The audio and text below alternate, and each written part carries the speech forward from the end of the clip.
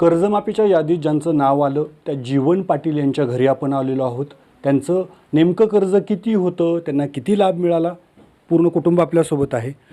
कुठल्या बँकेचं कर्ज होतं, किती होतं? बँक ऑफ महाराष्ट्राचं कर्ज मी 2019 साली काढलो होतो 1 लाख रुपये.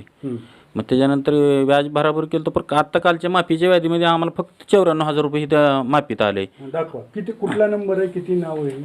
बँकेत आम्ही चौकशी करायला गेलो काल, तर बँकेत आम्हाला 1,54,738 रुपये भरा म्हणतात.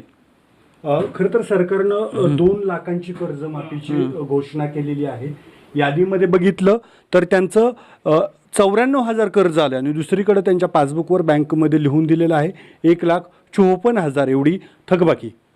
इथून वरले पैसे भरा म्हणते 60,000 रुपये त्यांनी. म्हणजे त्यांना जर 94 लाखाच्या कर्जमाफीचा फायदा घ्यायचा असेल तर 60 लाख 60,000 2 लाखाच्या कर्जमाफीचा घ्यायचा असलं तर त्यांनी 60,000 भरा म्हणते वरली.